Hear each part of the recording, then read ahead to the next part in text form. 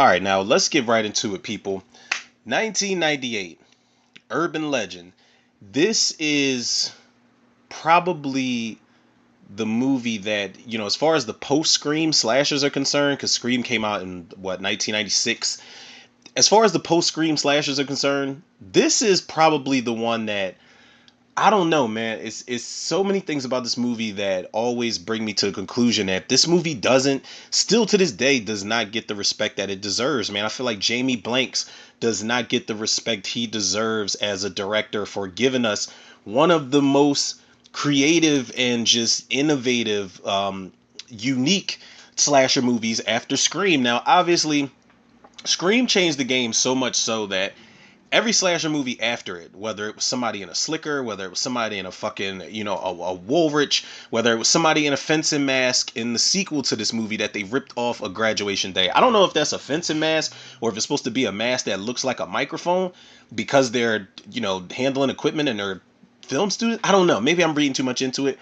But regardless of what the costume was, regardless of what the plot, the characters, doesn't matter, everything was going to be compared to Scream. Scream has set the bar so high as far as teen slashers, the slasher movie resurgence, horror's resurgence. A lot would argue that Scream was the resurgence of horror, but be that as it may, man, Urban Legend is always the one that stood out. It was always one of my favorites. Low key, I kinda like this one better than I Know What You Did Last Summer. I still Know What You Did Last Summer. No, I like that better than both the ones I mentioned. Scream is definitely the OG. But as far as the ones that came after, like, let's think about it. You got I Know What You Did Last Summer, I Still Know, Urban Legend, Cherry Falls, Valentine, which was also directed by Jamie Blanks here. Venom was more of a supernatural teen slasher, but Kevin Williamson even wrote the script for that. But whether it was the type of witty, upbeat, self-aware writing, whether it was the casting, everything was going to be compared to Scream. But I feel like this one stood the test of time. This is kind of like how My Bloody Valentine, the original one, not that shitty 3D remake, it's kind of like how My Bloody Valentine had its sense of what's the word I'm trying to use, authenticity. It's like how they decided to separate that movie from the average slasher movie. It did not feel like any other slasher that came after it, even though every slasher in the late 70s and 80s was being compared to Halloween and Friday the 13th and things of that nature. But excuse me, people, I listen, I'm fresh off of the commentary for The Roommate. Y'all can check that out if y'all want. But I already told y'all I got this little, chest is a little tight right now. The weather changed, this little cough. It's not kicking my ass, but it's trying to. But it will not get the best of me during these commentaries, people. But nonetheless, man, 1998, Urban Legend, directed by Jamie Blanks, written by Silvio Horta. This has got some familiar faces. It's got some horror familiar faces, and it's got some horror royalty in here, man. You got a young Jared Leto. Jared Leto really Jared Leto gets a bad break, man, and I feel like a lot of it has to do with the fact that people, they didn't give him a fair chance with the Joker movie, even though the majority of his scenes hit the cutting room floor. There wasn't enough to base him as the worst Joker ever, but I didn't mind his take as Joker. Over the top at times, sure, but if you want, and a lot of people hate him just because of Morbius, and they hate Sony, and they hate Sony and DC altogether. But that's neither here nor there. People have unrealistic, judgment when it comes to actors in certain films. But if you're really looking for me personally, a solid early Jared Leto performance that stands out, definitely go check out Requiem for a Dream, man. Him, Marlon Wayans, Jennifer Connelly. It's solid, man. It's really solid. Jared Leto gives a really good performance in there. You got Alicia Witt in here, she's no stranger to the genre. I'm not sure what other hard thing she's been in other than TV series The Walking Dead, and she got a bad comeuppance in that shit, man. Rebecca Gayheart, who's no stranger to the genre because she wasn't in a lot, but she was in Scream 2. Michael Rosenbaum, was this before or after Smallville? I don't know. I don't watch any of that CW shit, but I think he did play Lex Luthor in there. Loretta Devine, who not only gets to survive this movie, spoiler alert, but she also gets to survive the sequel. And if you guys have not seen the sequel, like I said, I definitely recommend y'all check out Urban Legends Final Cut. It's not the best slasher in the world, man, but it's an okay follow-up. Joshua Jackson, there's a nice little needle drop in here that plays into the whole Kevin Williamson upbeat teeny, witty type of shit. I won't spoil it. We'll cross that bridge when we get there. The people that are familiar with this movie, y'all know what I'm talking about. We got Tara Reid before the Sharknado movies, and thank God for that. And I think this was a year before she started doing the American Pie movies. John Neville, who is one of the OG cast and steals of this movie. Robert Englund, who's one of the OG cast and steals. Danielle Harris, Natasha Gregson Wagner, Julian Richings is in here. If nobody knows who Julian Richings is, are y'all familiar with the Wrong Turn movies? That first one in particular, yeah, he plays not Salt, Three Finger. I was about to say One Eye, but you know, it's One Eye, Sawtooth, and Three Finger. He plays the crazy motherfucker that's always laughing all over the place. And did I mention Brad Dourif, people, is in this movie? And he doesn't get a lot to do, but he does get one of the probably the most terrifying and effective lines in the entire movie. Some could downplay it and, you know, just be like, oh, it's a throwaway line. I always loved the way that he delivered that line, man. But people, since I am two commentaries behind, this one being the second one that I'm going to wrap up for today, I am releasing a back-to-back double feature commentary later on tonight along with The Roommate. I actually already uploaded The Roommate, but I haven't like promoted it and posted it on social media just yet. But it is up there for you guys to listen to. Both of these will be up at the same time, obviously. But being as though, people, we're two commentaries behind and we're trying to wrap this up, let's get into this commentary. I'm back on Vudu. That's where I found this, people. Thank God, because I don't know what other streaming services may have had this shit on there, people, but it is Vudu, and it is the theatrical version of it. I don't know if there's any I don't remember any deleted scenes. I would have to listen to the commentary. There is commentary for this movie, by the way. You know, if y'all don't enjoy my commentary enough, Jamie Blanks and I think Michael Rosenbaum and a couple other people, they definitely do commentary. It's a YouTube channel called Cinema Voice that does their commentary. Y'all can check that channel out if y'all want. That actually is a good you know, put me to sleep type of thing. Not that it's boring, but I fall asleep listening to commentary. But people, listen, I'm getting a little fucking sidetracked here, man. We're almost 8 minutes into this intro, and I do want to get this commentary out of the way for y'all and have fun in the process of doing it. But people, like I said, it's on Vudu theatrical cut for Urban Legend, just in case y'all are tuning in. And y'all know, if y'all are tuning in, y'all are the true Tudor Reviews MVPs. So with that being said, people, let's jump into this commentary. Back to school, college themed horror commentary for Urban Legend. I will hit the play button in 3, 2, 1. Ooh, I was about to hit the table. Like, come on, goddammit. I get impatient. I do.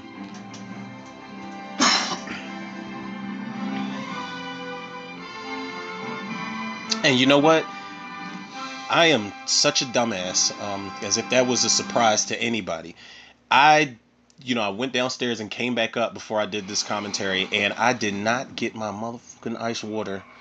I don't know if y'all would mind or not if I just hurried up and, you know, Barry Allen'd it down the steps and got my ice water. I don't know. Or should I just pause it and splice it up a little bit? I'm debating. I'm debating, people. Oh my God, and I forgot Christopher Young. How could I, you know, talk about the cast and the writer and the director and how underrated and unappreciated this movie is and not talk about Christopher Young's score? This is one of the best scores in any post-Scream slasher movie. Christopher Young, by the way, if y'all don't know who he is the composer of Hellraiser.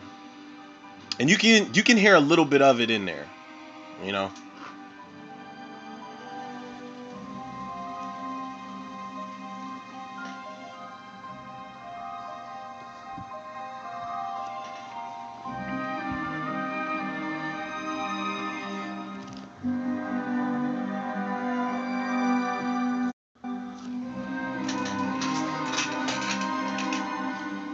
I'm not gonna lie, if it was a slight splice right there, like a little quick cut that was noticeable, yeah, I'd pause the audio and unpaused it really quick. I had to run down and get my water, people. I'm sorry. I don't want to. For one, my chest is gonna be tight.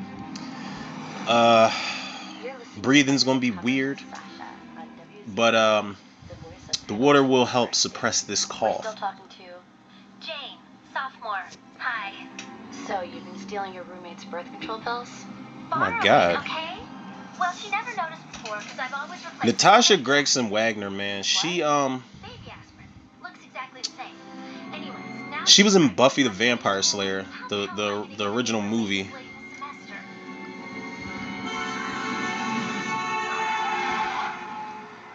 And poor Natasha Gregson Wagner, she can't. I always used to get her and Parker Posey mixed up, but her, she can't stay out of trouble, man. Like she's the first legend in this movie, to open and kill. Can't sing worth a damn either, but she also she gets turned into a vampire in Buffy. I don't know how many people remember that, but she wakes up and Pee Wee Herman, recipe shout out to the late great Paul Rubens. He's standing in front of her and he's like, "Wake up, sweetie, you'll be late for school."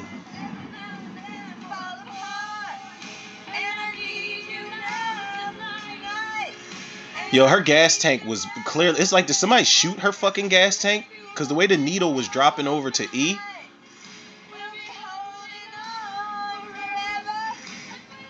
Jesus. The killer, I'm surprised she made it to the gas station. The killer had to endure that shit while he or she, was sitting in the back seat waiting to kill her.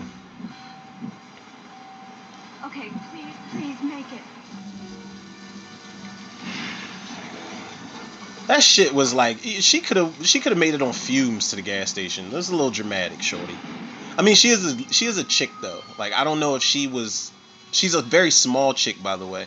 So I don't know if she was built to like push that big ass vehicle down the road. So let me cut her a break here.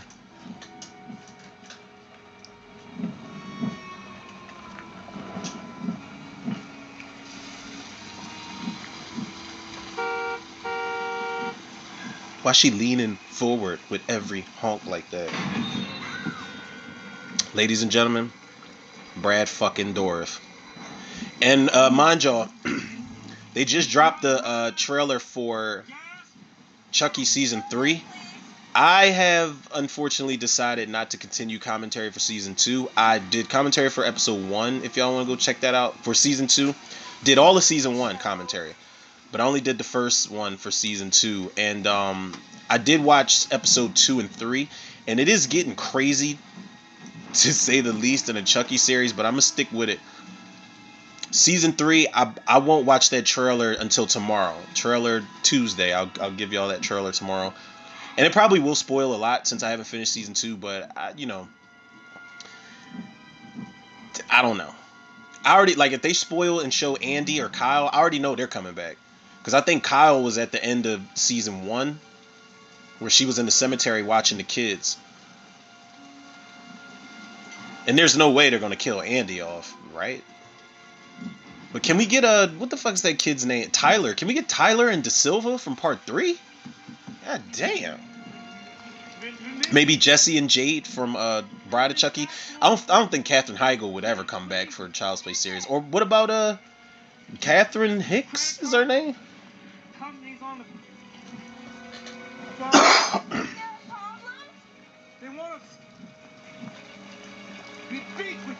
And Brad Dourif, man, god damn it. What's Brad Dourif's best performance in a horror movie for y'all? Not including the Child's Play series. I'm talking about where he's actually on screen. I wish that he was a full-blown character in Graveyard Shift, so I could say Graveyard Shift. Him as the exterminator, Tucker Cleveland, whatever his name was. Fire. He almost has like this Jaws-like monologue. You know how Quint had the monologue in the movie Jaws. But I would say The Exorcist 3, man, as far as Brad Dourif goes, I like them in Alien Resurrection, too. I don't give a fuck what anybody says. Hello? Oh, dear. No, don't touch me! And the poor guy, he can't even get his words out because he stutters.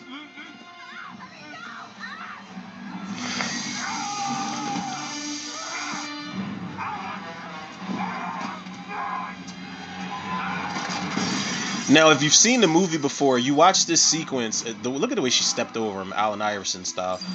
But if you watch it, you're initiated to it. You watch it, and you're like, "Oh my God, she's so stupid." He was just trying to warn her. But as a first-time viewer, you would probably root for her to get away from this guy. She's doing the right thing.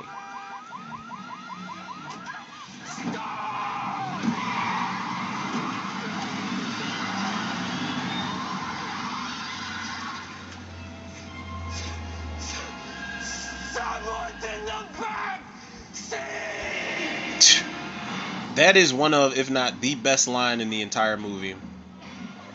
That shit is almost nightmarish because he was just pleading, man. He seemed like he felt so bad he couldn't save her. And I love the way this is shot right here, where you see the lightning's flashing, but you see the killer just slowly creeping up behind her.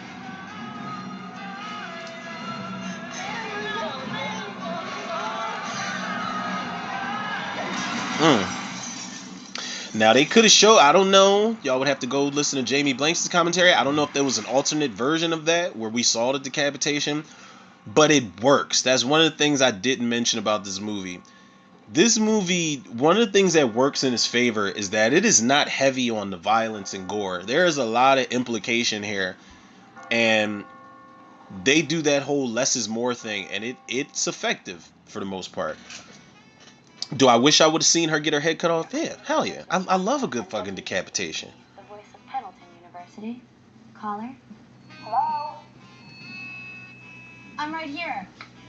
Felicia, how can I help you? Well, it's kind of embarrassing. Spit it out. Why they got that sexy ass music playing in the background? Fucking Stevie Wayne, that Antonio Bay. Had yourself a little frat boy protein shake, did ya? Sasha, I've Whoa. been feeling so sick. I mean, I swear, I can feel them swimming inside me. Should I, get my stomach pumped or something? Felicia, I think the only thing you need pumped is the air out of your head. First, let me just congratulate you on your choice of sexual activity because, sweetie, the world is not ready for you to reproduce. Second, did you know that ingestion of bodily fluids is a major safe sex no-no? Really? Really. My suggestion is that use down a couple shots of Pepto, and next time, get away from the volcano before it erupts. That wraps up another note. Well, that's not good advice at all, because spitters are quitters. Sorry. Sasha come up with this stuff? She devours every issue of Cosmo. Calls it her Bible. So, Parker, finish the story about Stanley Hall. Right. So, this guy, he was a professor on campus maybe 25 years ago. What did he teach? I don't know. Some shit. Abnormal psychology. You know, if you want to tell the story right. Not the point of the story, paperboy. Let me just say, Fine, abnormal. I enjoy these characters, man. Anywho, this guy, These characters have personality. goes completely. You get a lot of slasher movies where characters are paper thin, they have no personality, they're not memorable at all. I like all of them. I really like I like Sasha because she's like a radio personality, and I like Paul because he's a journalist. He's a messy tabloid journalist nonetheless, but Entire floor before finally stabbing himself straight through the heart. Oh. And what if he really stabbed himself with that fucking butter knife? So you have a frat party to commemorate a massacre. You betcha. Parker, let me get this straight. When this happened 25 years ago, you were a sophomore. Funny. Well, it's a bullshit story you hear on every campus in the Northeast. Thank you. I mean, where's the proof? See, that's the thing. Pendleton knew damn well that enrollment would suffer permanently. So in cahoots with the national news media and various other powerful Lee sources. Harvey Oswald? Or is it Jack Ruby? No, I know who it was. It was that FBI guy who used to prance around in women's underwear. He's the guy that covered it all up, huh? We talking about Marv Albert? No. That's the newsroom. I gotta go. Got a lot. Hey, Paul. Yeah, where you go. If there's another E. coli crisis in the cafeteria, I want you to have the biggest, juiciest burger on me. I'd love to. That article almost got me the student Pulitzer. Bye, Paul. Vapor. You know what his problem is? He can't stand any big story without having his byline on it. He is such a babe. All right. Did it seem like he was giving me the eye? It was probably the mirror behind us. Oh, damn. Should I ask him out anyway? Okay. Okay, if Parker's story is true and all those kids were murdered here, why haven't they torn down Stanley Hall? Because this story's not true. It's just a legend. If it's just a legend, then what's the problem? I won't encourage this. Come on, Natalie. Cut me a little slack. This is half the reason I transferred here. Now, what exactly happens when I say Bloody Mary 5 times? The person standing next to you wonders how you got into college in the first place. Have y'all ever done this shit? Natalie. Right. Then come on and let's do this. Come on. My older brother and sister, we turned the lights out when we were kids in the bathroom, but I ran the fuck out. I'm not with it. You know, I love horror movies and all that, but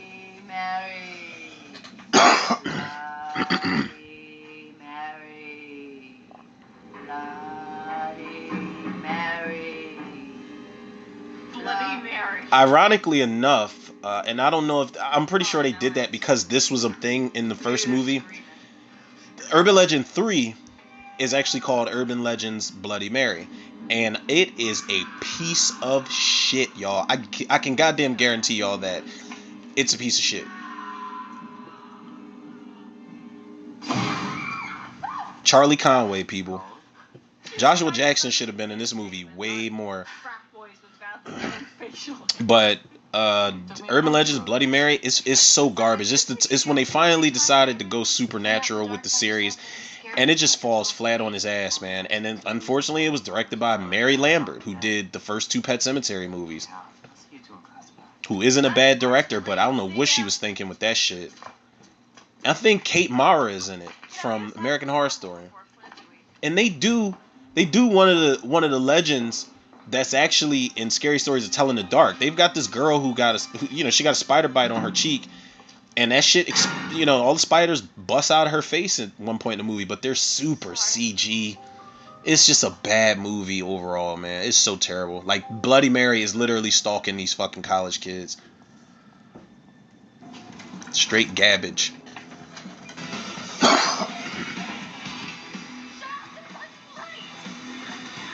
Well, okay, first of all, that's Danielle Harris, obviously. Horror royalty. And I wish they would give her proper Halloween sequel. But who was fucking her? Marilyn Manson? He's smaller than she was. Like, I'm talking like weight-wise. Danielle Harris is a pretty short chick, but that dude was definitely skinnier than her. So I'm wondering how he pulled off Pound Town. Like, never mind. Doesn't even matter. I'm asking questions that don't matter. Also, for the uninitiated, Danielle Harris and Scout Taylor Compton, they've got Talk Scary to Me podcast, and it is so decent, man. Values of the society that creates. Today we get more specific. Robert Englund, people. And it is, listen, Robert Englund's always going to be Freddy. I feel like there's somebody out there that could definitely do Freddy justice other than Robert Englund, but he's always going to be Freddy, but it is so satisfying to see him do good acting in movies that aren't Nightmare on Elm Street, because he's so much more than Freddy Krueger. Now, who's heard this before? And he puts that Shakespearean gravitas up in there. Well, that really happened to a girl in my hometown. Oh, yes. I'm sure it did. I'm sure most of you grew up thinking that this happened to girls in all your hometowns, but it didn't. It actually happened to Carol Kane. I was just watching When a Stranger Calls Back the other night. Is what we call an urban. Actually, I watched it again last night. Contemporary folklore. But I had to turn that shit off because I'm like, if I have nightmares about When a Stranger Calls Back. Variations of this one going back to the 1960s. All of them contain the same cultural admonition. Young women, mind your children, or harm will come your way. Agreed. It's that Cracker Jack watch. That's actually a really nice watch he's got with that cheesy ass alarm on it. You might care to share with us, Ms. No, I was just saying, like, maybe the cultural admonition is don't babysit. why don't you come up here and volunteer for my little experiment, hmm? Yeah, it's a great idea. Now, young lady. Jesus. Coming. Yeah, babe. Yeah. Don't worry, you'll probably survive. I love how she almost dropped the bag of Pop Yeah, they're Rocks. Pop Rocks. They crackle in your mouth. Eat some. Now, have any of y'all ever done this back in the day? Ate Pop Rocks and drank soda? Me and a couple other people from around the way when we were kids, we tried this dumbass shit back in the day. What's wrong? Something you might have heard? Right after watching this movie on VHS. Well, supposedly, your stomach and your intestines, everything first. Really? Anyone you know die this way? Mikey, from the cereal commercial. Give it to Mikey, he'll eat anything. Nah, I'm pretty sure Mikey, if he did pass, it's from eating that You mean shitty him? cereal. Mikey likes it. Yeah. What if I told you that this is Mikey? Alive and well and working as an ad executive in New York No, City. that's Would you drink Chunk some from then? the Goonies.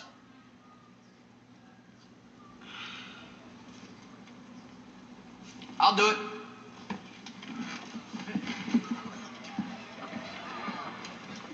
Joshua Jackson, his hair, like the way his hair is dyed, it's almost like he's still Pacey from Dawson's Creek. Because I remember at one point, it was one season where Pacey got the tips of his hair frosted and dyed, and it's almost like he just went the full, the full length with it in this movie. I don't know.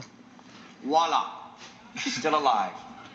As I said, class, this story is nothing but an urban legend.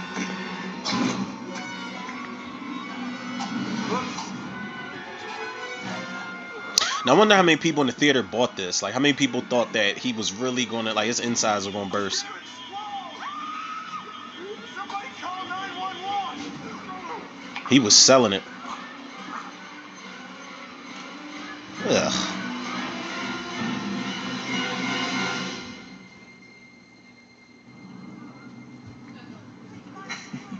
That shit's all in his fucking eyelid. Thank you for your help. So we've established Joshua Jackson's character Damon as the practical Joker, and we all know what happens to practical Jokers in slasher movies, people. Hey, what's going on? Excuse me, young man. Can't read these. You should just let him have this. She went to Pendleton? You have got to be kidding me. I knew I should have gone to NYU. Meh. Tragic, huh? Hi, Paul. Hey. He said hey to her and just fleed her immediately with his eyes. So, otherwise, I'm gonna have one hell of a retraction on my hands.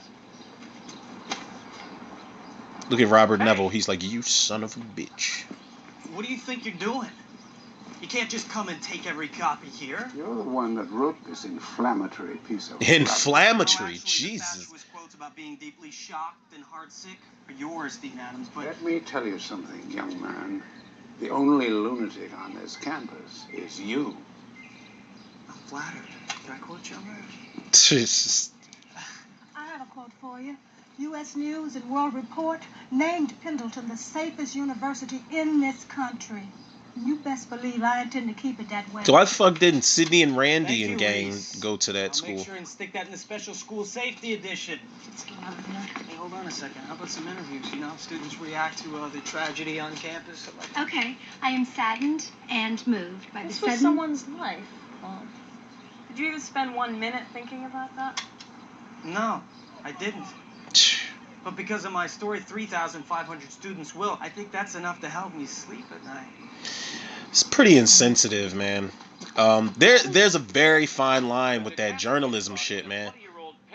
It's one of the reasons, like, I don't know if I should compare the two right now. It's one of the reasons why I don't use this platform to talk about certain issues.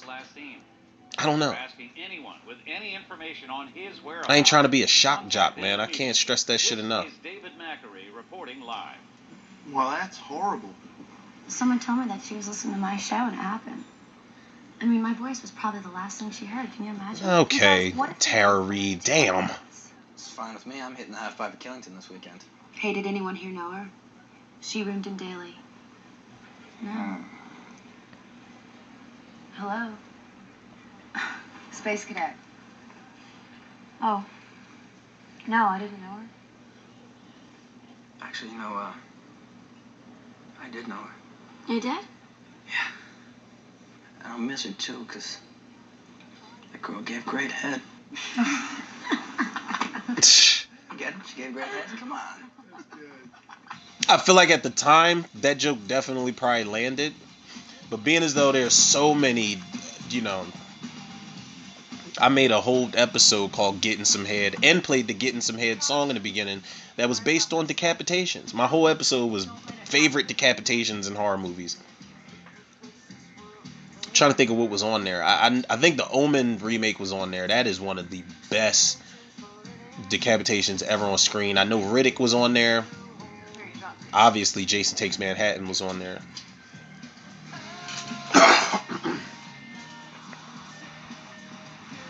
I love the song, man. I just never know what the fucking song is called. This is my phone line, too.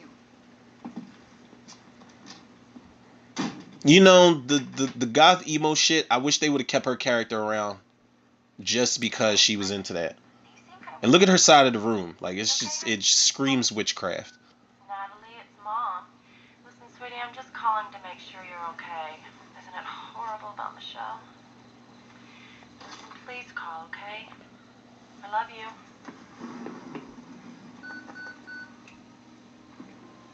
Damn, y'all remember those fucking box answer machines from back in the day? We never had those in the house growing up. We had the call ID, and then we had the one where you had to call the voicemail, punch the number in.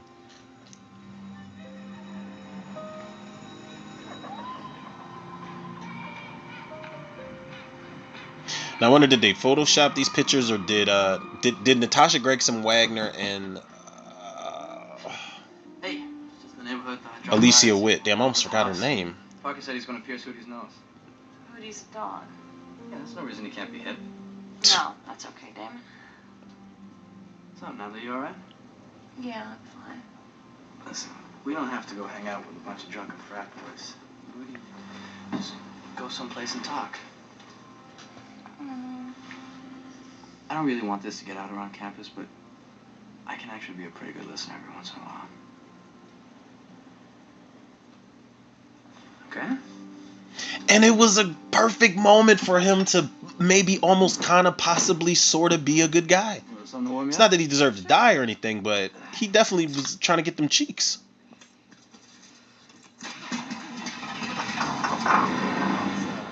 Slight process.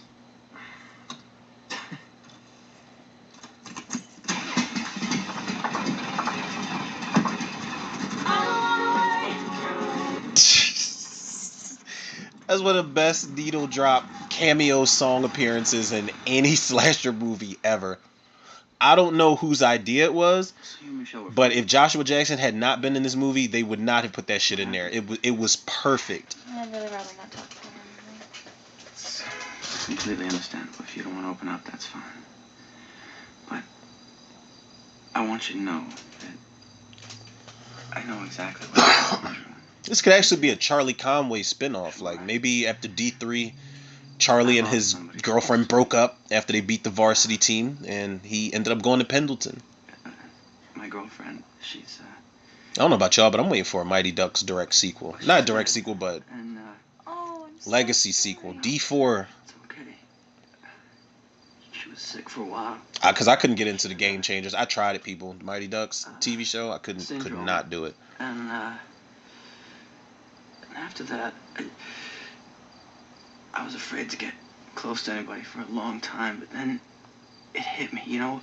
Speaking of Joshua Jackson, I still have so much love. If y'all were interested in watching that Fatal Attraction Paramount Plus series, don't. Nothing against Joshua Jackson. He Joshua Jackson can do no wrong in my eyes, man. I like the guy and everything he's in, but Fatal Attraction is just it's not a good series. You're that man. You know it. Nice try, Damon. That was a fairly good impersonation of a human being. I understand. You're afraid. But you don't have to be afraid anymore, Natalie. Hmm. You don't have to be afraid to love. Damn. Start the car right now. Okay, that hurt. You know, I'm just trying to help you out here. You don't have to act like such a bitch. There's Not Pacey. an act, believe me. You sure you don't want to think this over, you know? Because I'm all about healing, Natalie. One black eye or two, Damon. You decide. I love her character, man. She, you know, she doesn't get to whoop ass the way I wish she would have as a final girl, but she is, I like her. She gets a chance to be tough. She gets a chance to cry, and she gets a chance to try to figure out who the killer is. She gets a chance to hear the killer monologue, as they do at the end of the movie. But if we ever got a Urban Legend, like a proper sequel, because that third one was trash, I would definitely bring her back. I would bring her back. Jared Leto. Oh God, what's the girl's name that was in part 2?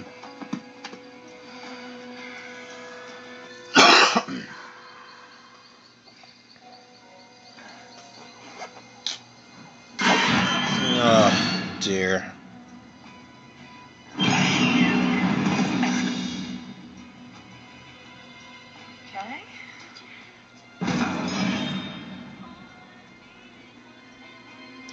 Okay. You know, the more and more I think about who the killer is in this movie, there's no fucking way. That strength is ridiculous. But they do it all the time. You know, they do it in Scream, and you know, when you see the killer and it's like, how the fuck did that person drag bodies and overpower grown men that are taller than them and shit like that? It just doesn't. It's like how you like my Warwick, shorty.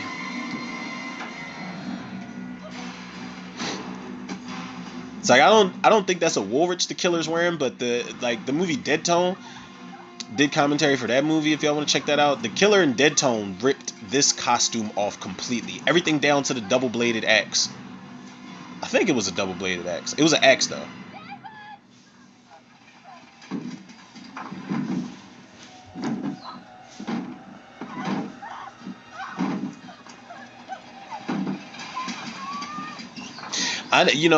I remember back in the day, I never understood why the killer beat the fuck out of the roof of the car, but it's so that he didn't have any leverage to stand on it.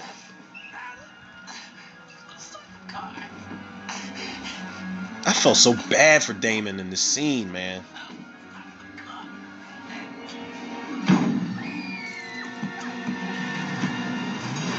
And of course, she starts the car. Oh, God.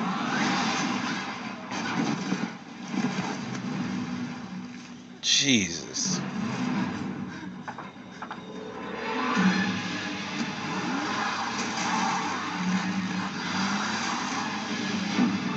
There's a rope tied to your car, idiot.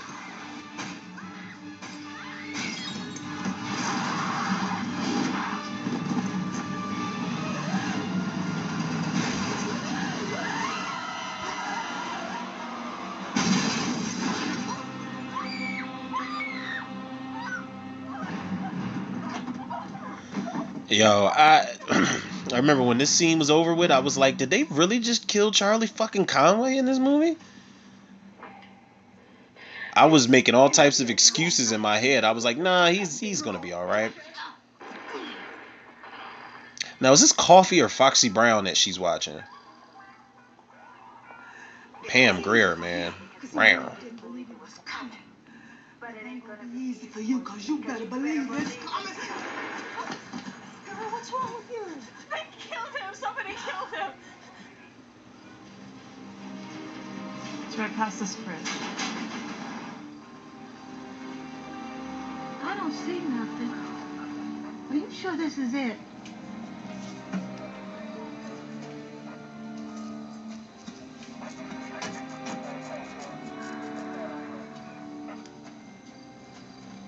I don't get it. The car was... Here, you don't mind me asking, what the hell are you on? Nothing. The car was right here. Right here. Reese, I saw his body. I touched it. Did you? He's probably the same person who killed Michelle Mancini. That's impossible, baby. The police arrested that gas station attendant this afternoon. And Reese did get on my nerves. Like, she's very useful towards the end of the movie. But she gets on my nerves because she doesn't believe shit that this girl is saying. Damon was dead. Come on, Nat. Damon is the best practical joker on this campus, all right? I mean, he once convinced a freshman he was the middle handsome brother just so he can get laid. Okay, The middle Parker, handsome shouldn't brother. He be here enjoying his handiwork? Weekend snowboarding trip. Some last fling bachelor party with some high school buddies. Come on. Oh, wait a minute. Scratching on the roof of the car. Don't you guys get it? Come on, it's just like that urban legend. What are you talking about? Come on, Natalie. So I looked at the invisible camera. Like, it's hard to get around saying the title in this title. You made out with him? Guy steps out of the car, and the girl starts to hear these scratching noises on the roof. It's her dead boyfriend hung from a tree. Damon's in the class. He knew the myth, all right? He must have just planned the whole thing out. But I thought it was the only way a girl would ever say that he was hung. Knifing bastard. I see what you did there. Isn't there another story about a guy with an axe hiding in a woman's back seat? Hello. My mom still checks the back seat before getting into a car. That's how Michelle Mancini died. Oh my god. What are you trying to say, Natalie? It's like someone out there is taking all these stories and making them reality. Yeah, let's give it a couple more murders until we can Then come my up with big that. question is, what is he gonna do next, huh? Maybe put spider eggs in bubble gum, or maybe ram a gerbil up a celebrity's ass? Come on, Nat. Give Damon a call up at Killington, all right? You'll see he's there.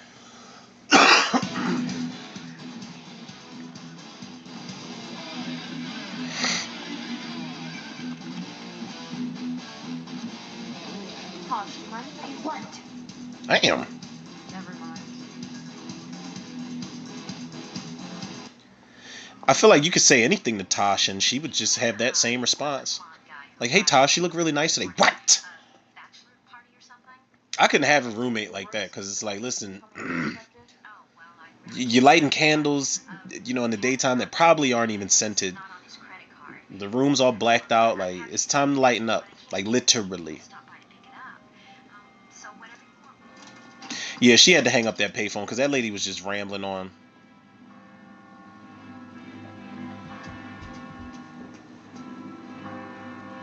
I love how that coat she's got on really is doing numbers for that hair. I love the hair on Alicia Witt in this movie too.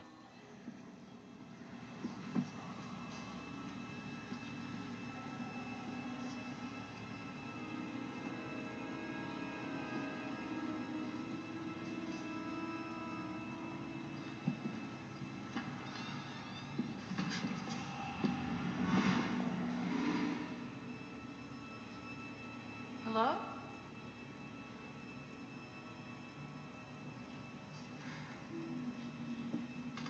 We need more library sequences in horror movies. That is a fact. Someone there?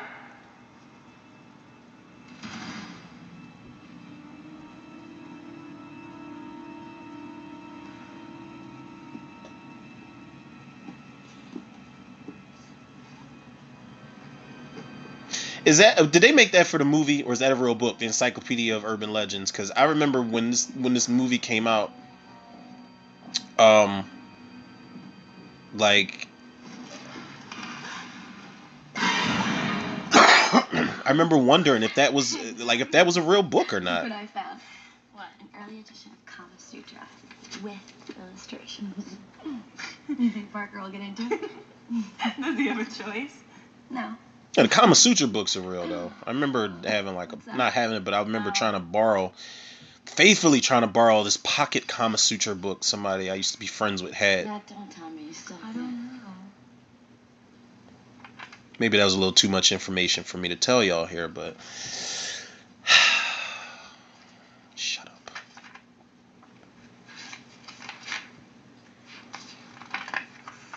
This is it.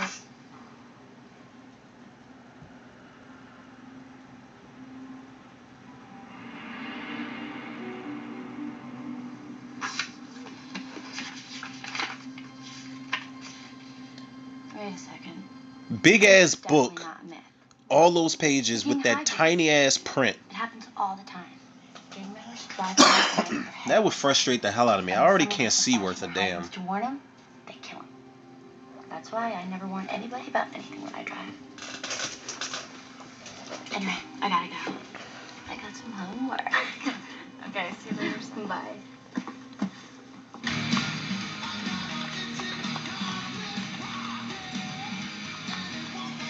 Now this was 98. This was when the chat rooms were starting to jump off. I'm mad that motherfucking screen name is Gloom for You that she talking to.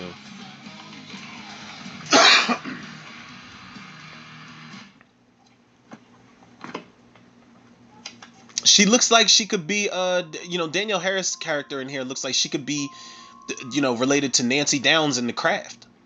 Fairuza Balk's character.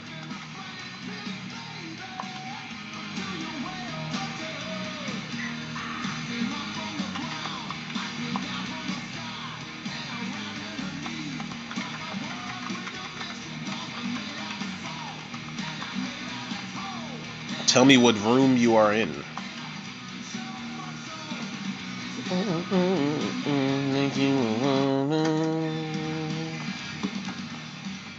Yeah, I know some of the songs on this soundtrack. Sue me. That's one thing, man. If you were a slasher movie, a must was that you had a poppin' ass soundtrack. Scream, I still feel like takes the cake. The first three movies, like Creed, What If, fire. But the first two Scream movies soundtrack, goddamn near top to bottom, bangers. But you gotta have great soundtracks. Oh boy. Yep, yeah, this is happening. This was kind of sad to see, man, because it's like everybody probably was like, "Oh my God, it's Jamie Lloyd from Halloween. She's going to survive, right?" No, she's not.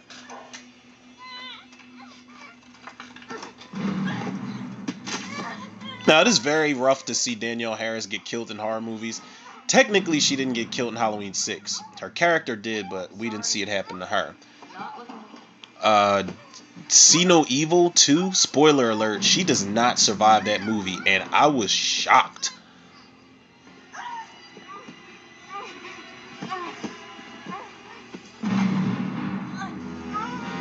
This was fucked up because it's probably one of the most morbid moments in the movie because she's literally being murdered, and because she is walked in on her fucking before, she's like, yeah, I don't want to do this again. That's rough, yo.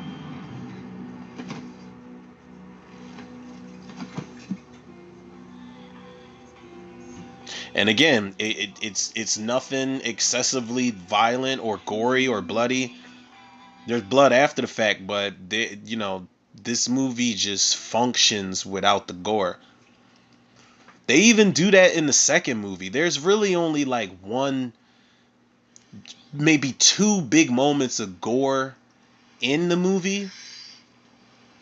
Like somebody gets their head cut off, and before that, the killer pulls, like she's had her kidneys removed, and the killer grabs like the incision and peels the skin back, trying to pull her back into the house, and she gets her head cut off. That's gore, and then the dog eats the kidney, and then there's a moment where a rat crawls out of a girl's neck, like a girl's dead body. Other than that, the sequel doesn't really rely on like a lot of blood and gore, which is unfortunate because I feel like they should have let it rip. They should have upped the ante in the sequel.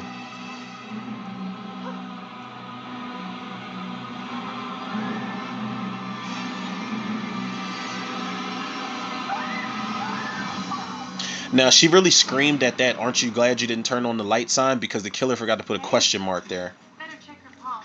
She's looked like that for years. Alright, bitchy character, number, whatever.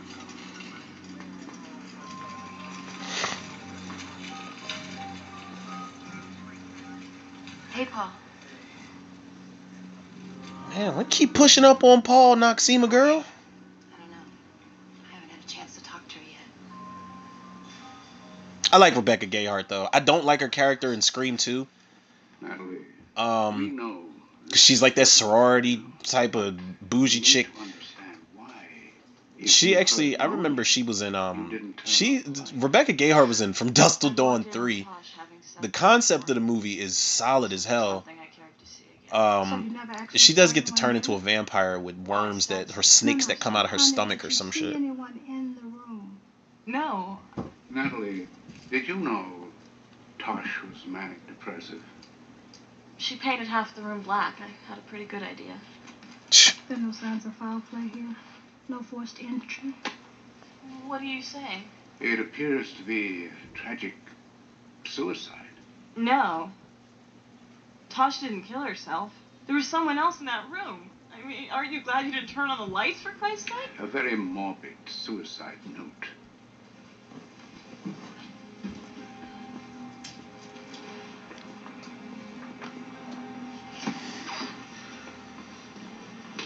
Honey, I am so sorry. Are you all right?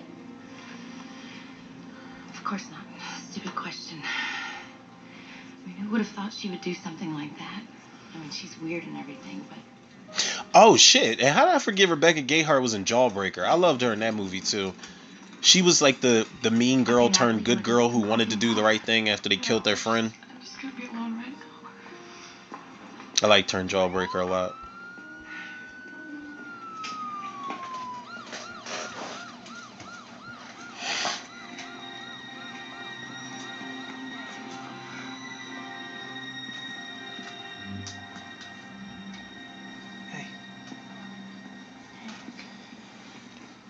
He's like, hey, you mind if I get a little, interview real quick? I know that this is a really bad time for you. But I gotta ask you a couple of questions. Bruh. No, I'm not doing any interviews. Subtlety. Hey, if it makes you feel any better, I don't want to talk about Tosh, okay? I just wanted to know if you could tell me a little bit about this. How did you get that? I contacted Michelle's high school, your high school. Now, why didn't you tell me you knew her? She could exploit her death more than you already have. Right. Hey, look, I'm just doing my job here, okay? What am I supposed to do? Turn my back on a murder? Or a suicide? It wasn't a suicide, Paul. What are you talking about? She was murdered. She was murdered just like Michelle, just like Damon. Damon? He's like, who the fuck is that? Paul is so detached from what's going on, honestly. What's going on here, but if you want, we can go somewhere and talk. Off the record. How many guys are going to hit on her in this movie and be like, we can go somewhere and talk if you want?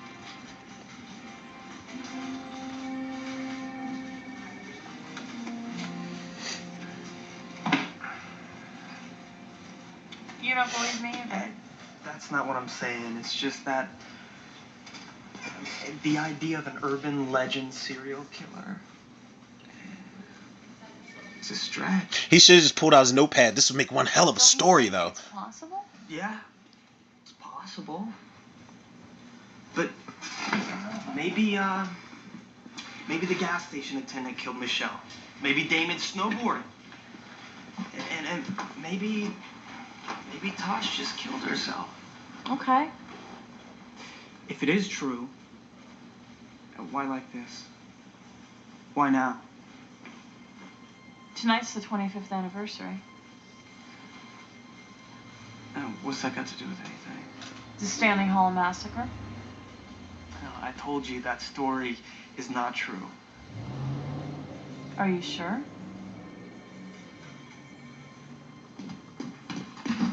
All right, if there's any truth to Stanley Hall, it'd be in here.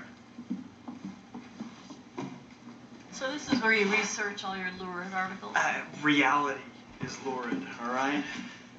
I'm only the messenger. Who the fuck is going to sit there and go through that big ass? But that book is bigger than the Urban Legend Encyclopedia. That's weird, 73's not here. There ain't even no water on that mop. Hey, Just dry mopping the stairs trying to look busy. how long you been working here? I've been there. Too damn long. You know anything about Stanley Hall? I know what you're talking about. Did anyone die there? Now with Julian Richings' character, they definitely did the whole prom night shit.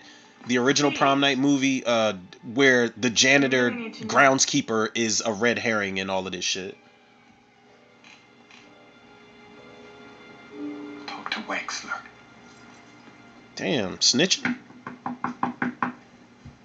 Julian Richings, I think I mentioned Wrong Turn. I don't know if I mentioned Cube or not. He's in the movie Cube. If y'all have not seen Cube, it's a 1997 movie. There's a Japanese remake of it. I haven't sat through it all the way. I definitely want to. And there's 2 sequels after the original movie outside of the remake. But Cube is such an underrated gem, man. And Julian Richings is in the opening sequence. That's all I'll say. And the opening sequence he's in, The Initiated, y'all know what I'm talking about. But for those who don't, without spoiling anything, he's in the opening sequence, and it clearly is ripped off in the first Resident Evil movie. That's all I'm saying. Isn't it crazy how some shit I'll just blatantly spoil, and other things I just try to leave people in suspense about?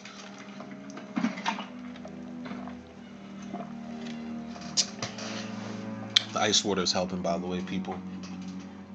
Still got this annoying ass cough, but it is helping.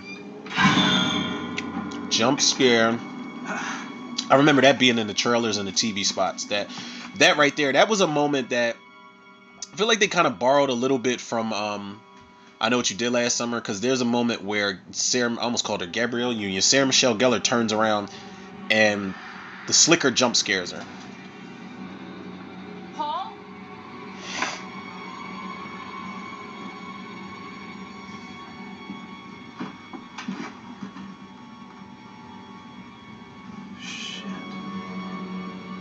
Savvy audience members already knew, like, that's not even the same axe, bruh. That's not even a double-bladed axe. Let's everybody calm down. Now, I always thought in this scene right here where they're hiding in Wexler's closet, I thought Jared Leto was gonna kiss her.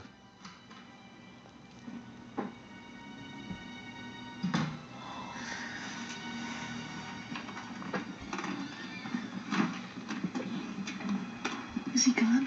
Yeah.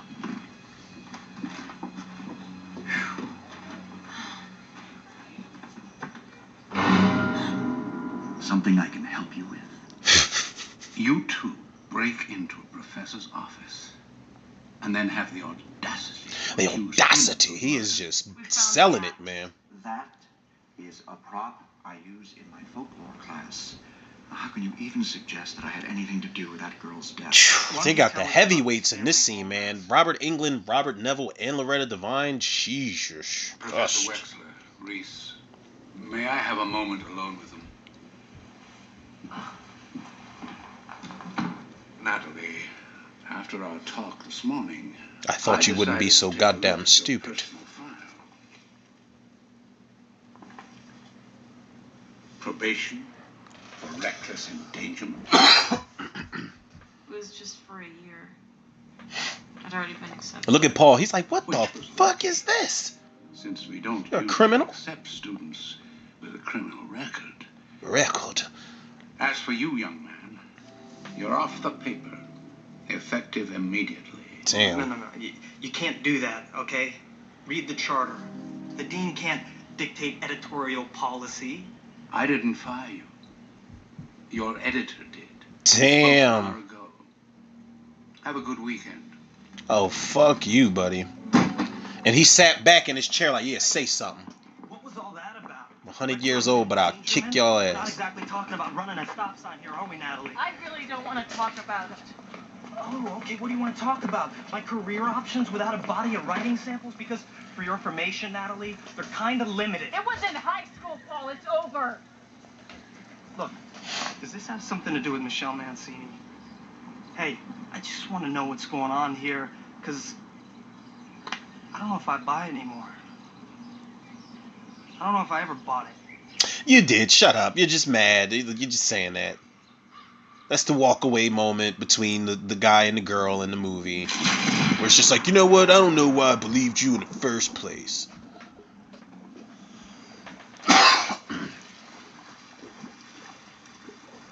The Pendleton Lumberjacks. That's what the banner said. It's gonna be a wet one out there tonight, folks. The storm is expected to bring 4 inches of rain and 30-mile-per-hour winds throughout most of New England. Shit, that's how the last couple days in Philly's been. Like, man, we got some crazy ass rain. What, yesterday and the day before? Got a little bit of it today, but I think it was it yesterday? It was crazy rain out there. Me and the dog just went out on the back porch and just enjoyed it for a little bit.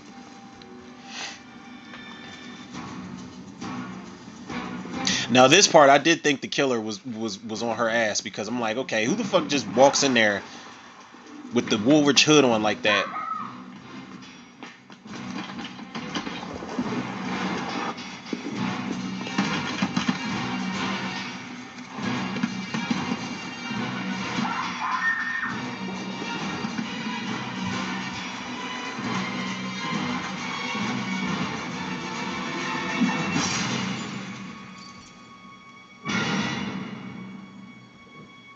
And poor Natalie just cracked that window. Like, she's got to pay for that window now. She definitely does. Nothing is gonna happen to me.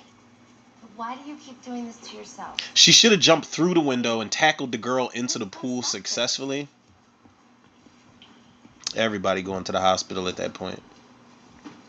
I knew Michelle Mancini. We went to high school together. We hadn't spoken in 2 years.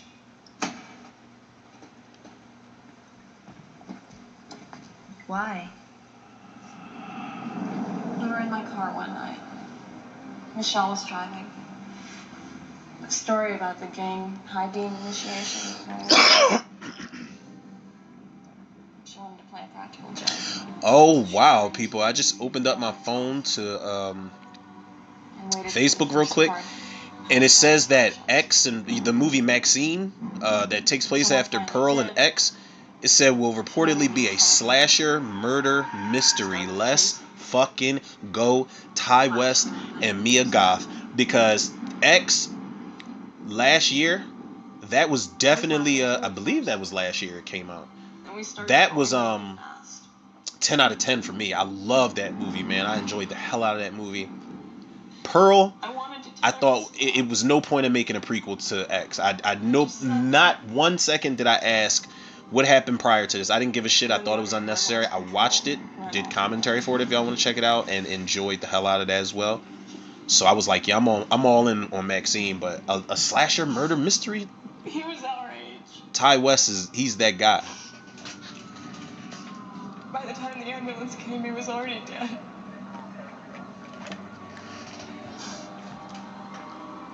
The courts were lenient with us. We just got probation. Probation, and they probably took the NOS tanks out their car too. Then Dominic Toretto should have just showed up at the crime scene like, you can't arrest them. They're family. I guess I couldn't forgive myself for not doing something worse. Oh my God. How awful. For everyone. I'd have been like, listen, don't tell anybody else this story, alright? Because I'm mad you even told me. Natalie, come on. You need to relax and have some fun and come to the party, okay? Please? Okay, promise you won't leave me alone? I promise. Unless, of course, I hook up with some cute little blue-eyed journalist, then you might have to stand for yourself.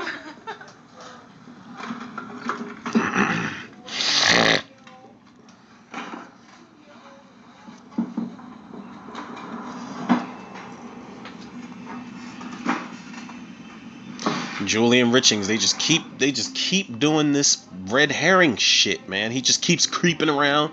Like, I don't know. Is he equally as creepy in this movie as he is in the first Wrong Turn?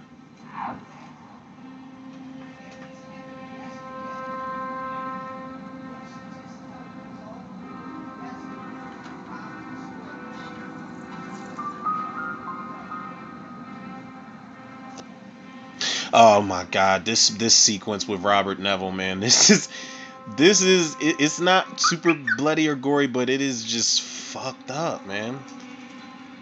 He gets it pretty bad. It's quick. Kinda quick, kinda? I don't know. He's like, my god, it's a colored person. No, not at all. He's like, I'm a motherfucking gangster. Me too. Wouldn't be a bad idea to add on a few extra guards this weekend, just in case. In case what? Well, after that suicide. In case I'm the only fucking security working here. Trouble locating another student, a boy named Damon Brooks. He's been missing for some days now. Missing? He's not missing. It's the weekend. Probably shacked up in some motel with a girl. Or a guy. Farm animal, whatever. Weren't you ever 18? Not that kind of 18. Right. I don't want you overreacting. Don't contact anyone without my permission. No parents, no police. Is that understood? That motherfucker got warrants. That's why he said it like that. Good night, sir. Right. Now look how fast she walks off. She didn't hear him being attacked? Or did she just not give a fuck? She probably turned around and was like, whoop, not my problem. Ooh, not the Achilles. Not the Achilles. Oh my fucking goodness. Any movie where somebody gets their Achilles sliced, it is, oh god. It's excruciating. Oh god. That was, oh my god, and it was one of them little flip knives. Wow. Oh. It's very personal to cut somebody's Achilles. Like, what the fuck, man? Killer just ghost riding the whip. Oh. God damn. It's like, well, my job's done.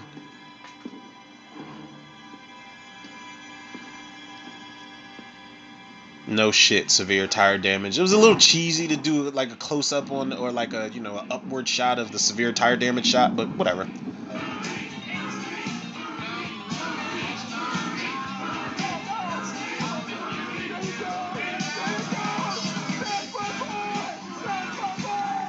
That's a little reckless though, getting the dog drunk too.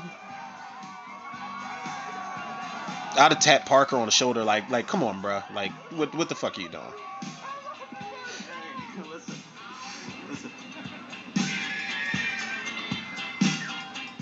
That scream? That's an actual cry for help by a girl being murdered.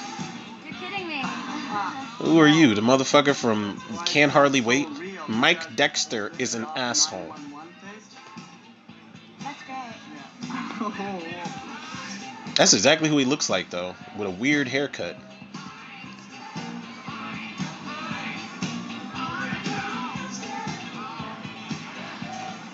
Hey, Miss Bay. And already I'm starting to regret it. I'm gonna go get something to drink. You want anything? A beer. Okay. Stanley Hall's not a legend. And there's one survivor that night. It makes perfect sense. Pendleton covered up Stanley Hall. And Wexler, so long as he keeps his mouth shut, he gets a job for life. Why would he do it? It eats at him. And probably every year around this time, he goes a little wacko. This year, off the charts. Well, then we have to call the police right away before it happens again. I already tried. Dean Adams beat me to it. They said he warned him to expect some prank calls tonight. He even gave him our names. So give him some fake names then. Look. It'd have been like, there are murders on campus? Who's calling? I'd have been like, Staker. Yeah, Mr. Peter Ian Staker. That was like a Hot Fuzz reference. If y'all haven't seen Hot Fuzz, Simon Pegg was on the phone and he was trying to figure out what was going on in the town with the swan that was on the loose, and he's like, "What's your name?" He's like, "Staker, Mr. Peter Ian Staker," and he's like, "Piss taker, come on now." Nothing's gonna happen to you, okay? Took advantage of her vulnerability just to get a kiss.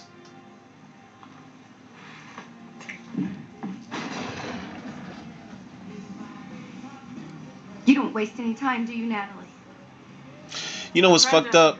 Like, Me missing 2 commentaries last week set me back so bad that I am missing the chance to do Jennifer's Body anniversary commentary today, and also Cooties. The anniversary of Cooties is today. I gotta get my shit together, apparently.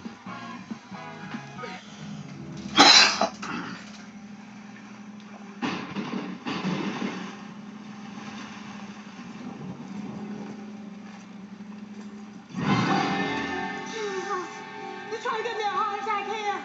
Boo.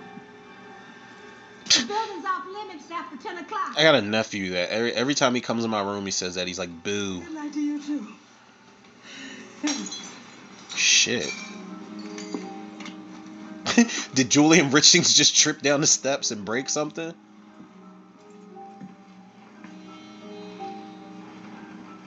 I feel like because it's a college campus and Reese feels like she gives off a bit, you know, rent-a-cop type vibes at times, but when she pulls out that gun, I forget that she's an officer of the law. Kinda. They fucked Wexler's office up. What a waste of a good office. Fireplace in there.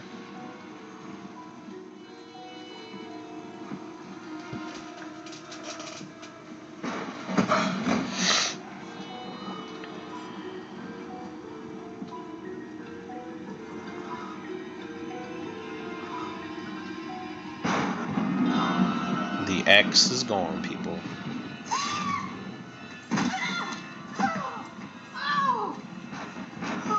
I'm telling y'all, if there's enough blood for me to slip on, I'm going to freak the fuck out. Let me talk to you for a second. Look, you might want to end this party a little early. What? Natalie was right all along. Say no more. Say no more. Everybody listen up. No. God, Parker's a fucking asshole in this moment right here. Paul here. He thinks we should end the party. No. Tell everybody why. Why they should go home. There's a killer on campus. Okay, I was about to say there's a bomb on this bus. And let me guess. This killer is offing people based on urban legends.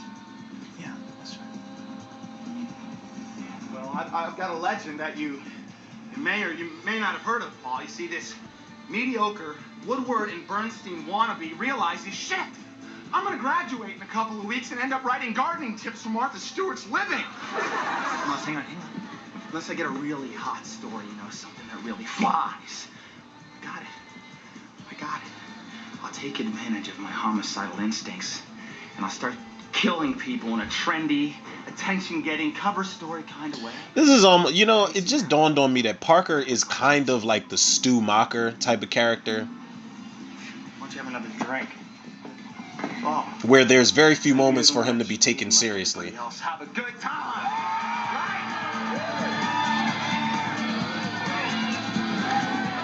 You stay here. I'm gonna go get some help. All right? Why do you always have to be such a jerk? I'm just messing around. Look, I'm gonna go to the radio station, okay?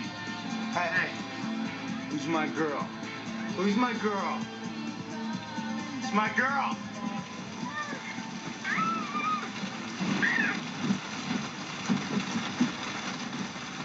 Let's go. Who the hell is that driving her to the station? Hello? Hello?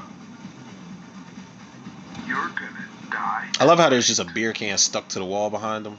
Oh, really?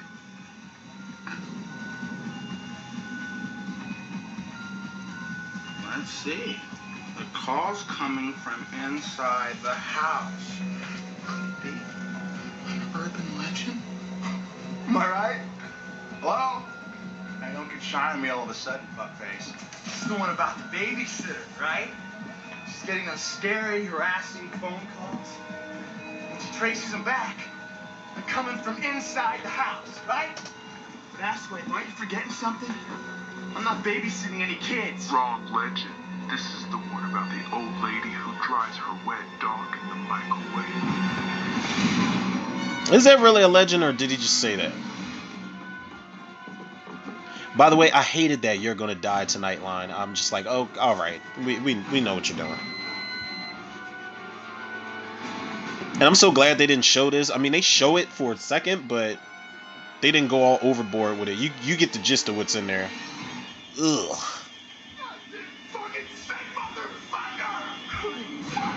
He said, "Hootie."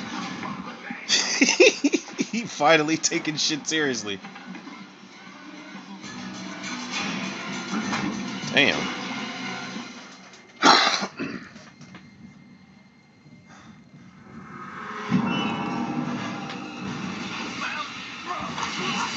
Ugh. This was just overkill. Drano, Pop Rocks, all that shit. Ugh. Now I wonder if the killer planned that, or did he just make it up? Like, yeah, I'm gonna take some Pop Rocks and what's over here? Drano, I'm gonna take some of this shit and take some of that. Okay, well, due to the storm, all units are presently responding to calls. A unit has been notified. It chaps my hide. It's the way you pledged an oath to serve and protect, and then you don't give a rat's ass when something really happens. Preach, sister. She had her Thanos moment. I'll do it myself.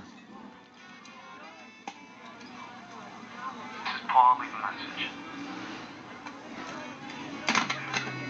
So let me get this straight.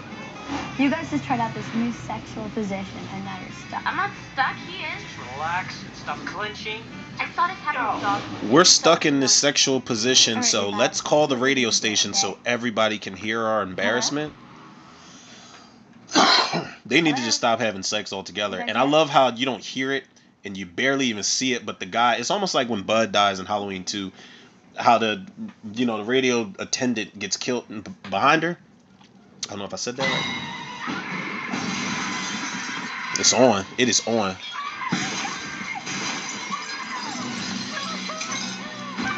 This shit was intense, man. This is probably, no, not even probably.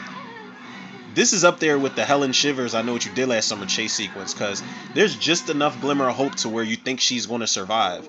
She's doing a performance art piece to commemorate the massacre.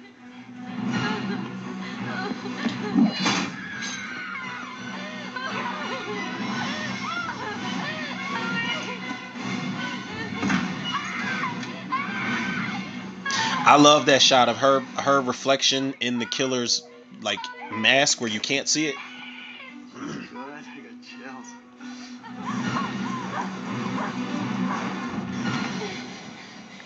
First of all, I'm not running to the station in the rain. That's pneumonia waiting to happen.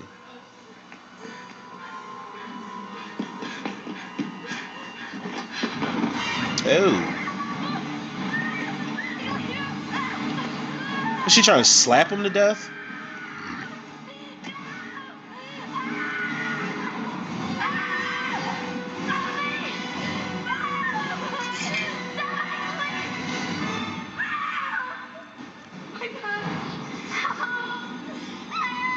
Listen, that big ass area where the radio station is at, I'm giving the killer a run for his or her money.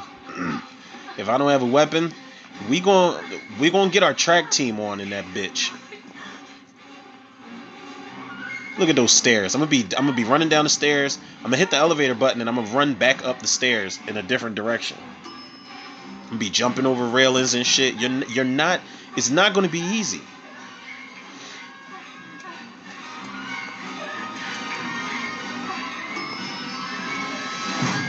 I love that part. He just swings the fucking axe at the elevator doors.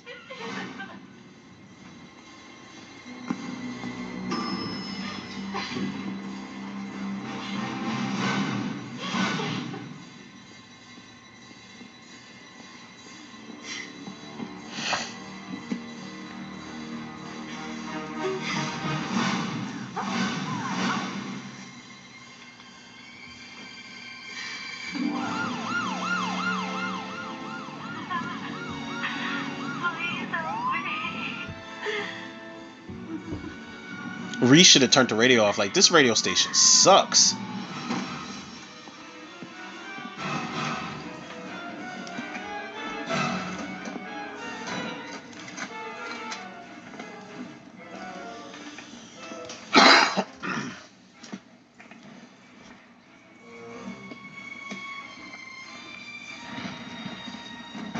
This made it even worse.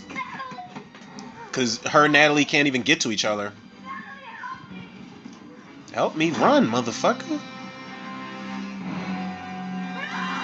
And then she just folded at that point. Yeah, I'm sure they care. Oof. Just golf club swing that last time. Now again, they could have showed it. They could have showed 3 whacks to whatever body parts got hit on Sasha, but they didn't show it.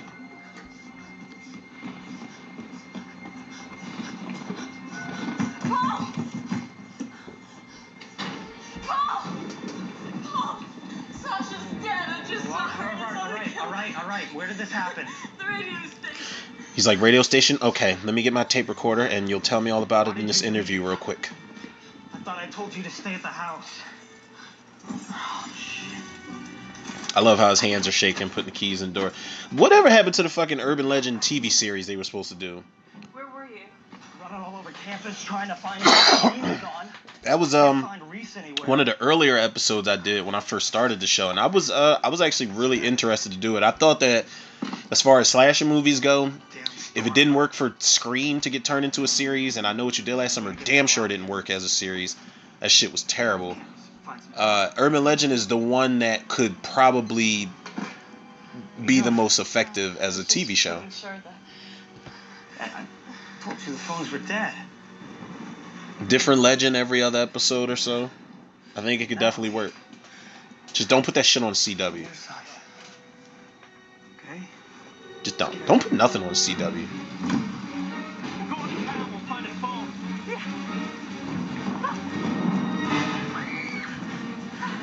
What's happening?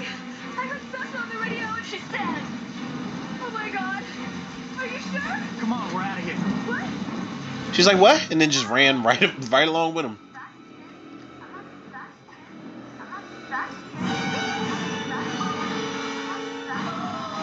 All they showed was Sasha's dead hand.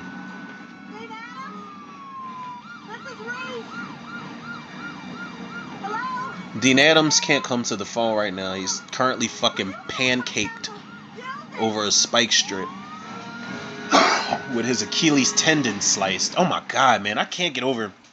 That's the most brutal part of the movie, was the Achilles tendon slice. What's the worst slice for y'all? Was it Urban Legend? Dean Adams getting the Achilles sliced? Was it Judd from Pet Sematary? You smell something? Josh from what was that, Hostel? Hey, maybe we should stop over That opening kill, that you know, that asshole dude, and there's someone inside your house. He gets his Achilles sliced in the beginning of that movie. That movie's kind of decent, man. I wish the characters were a lot better, but there's someone inside your house. It was an okay slasher for Netflix. I like that the killer had a 3D printer that he or she, won't spoil it, made their masks of. Every mask was a face of, you know, the victim. Like the literal face of the victim. It was very popcornish. I'm sorry that I acted like such a jerk about you and Paul. You two like each other. You should be together. Shorty, do you know people are dead? You think this is the time to talk about this shit? She's like, Paul has a Cracker Jack watch in his... Okay, what are you, twins? They shut the door in sync.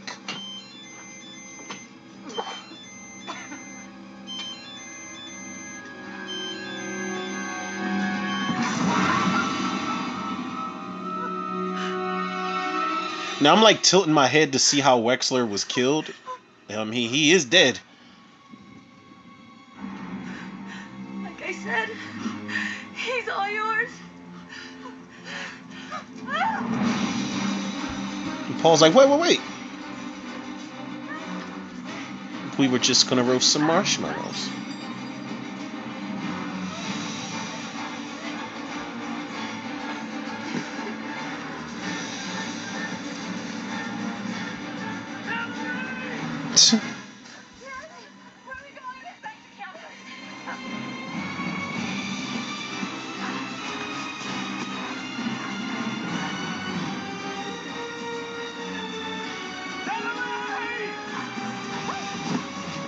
Oh, poor Brenda. Classic trip and fall moment.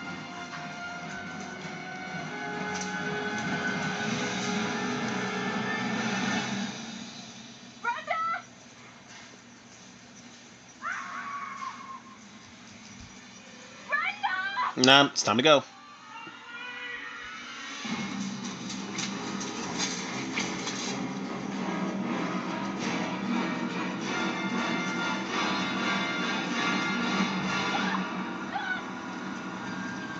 What's wrong?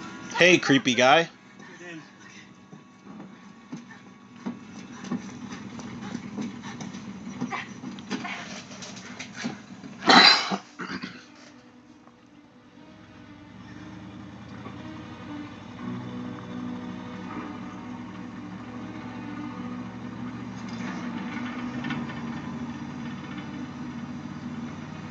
You okay?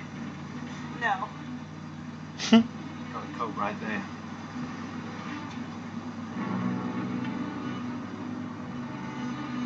She's like, all you motherfuckers wear washes?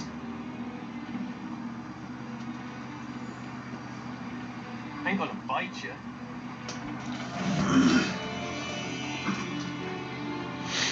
Okay, you can just let me out right here. Why would he laugh like that? What are you doing? Please just let me out. Door won't open from the inside. You had child locks back in 98? Stop that! What's wrong with you? You creepy motherfucker. Idiot kids.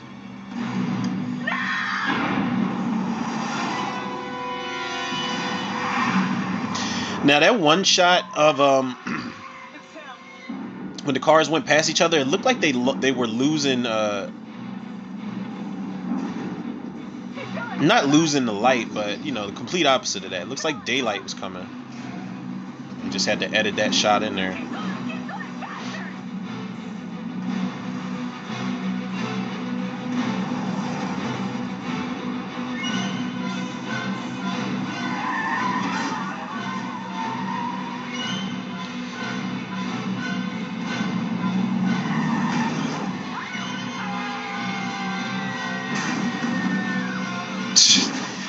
They just had to scream together like they were cutting a demo.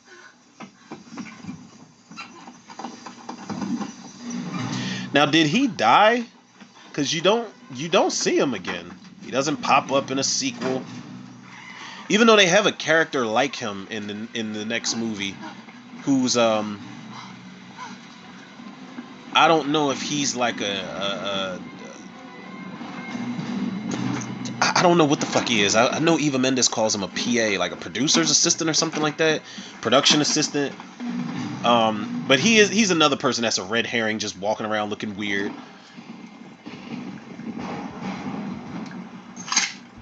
Let's go, Reese. She's strapped, as she should be.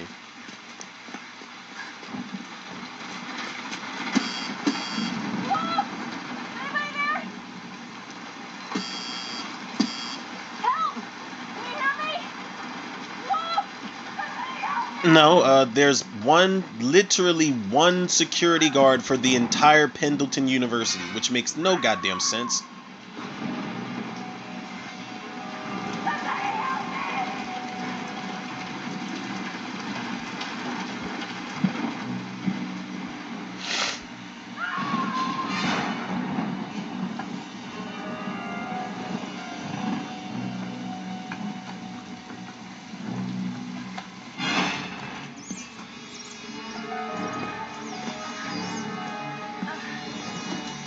Fucking nasty ass rats. They're not even mice, they big ass rats.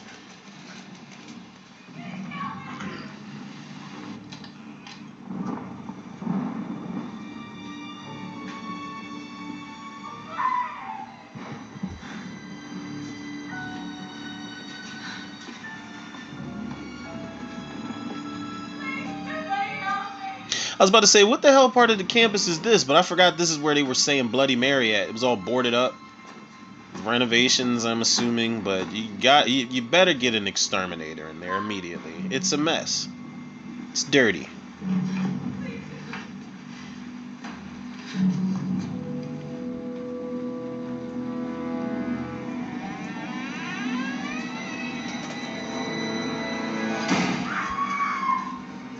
Okay, we got automatic doors in here too. For a rundown place, it's rigged pretty well.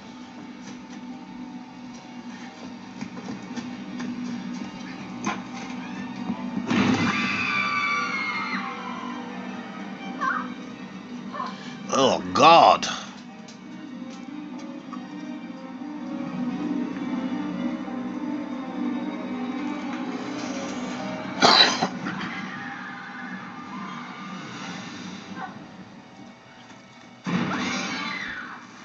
I'm not gonna lie. Damon's body swinging from that rope like that was probably one of the saddest movie corpse reveals ever. Because it's like, damn, he really is dead. Charlie Conway, people, is gone. And you know what? I'll wait until the reveal happens. I've got questions, people.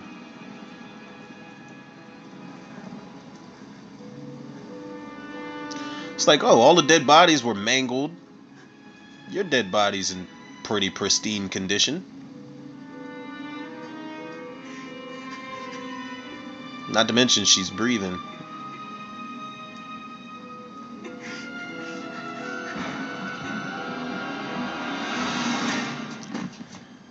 She must pack a hell of a punch, man.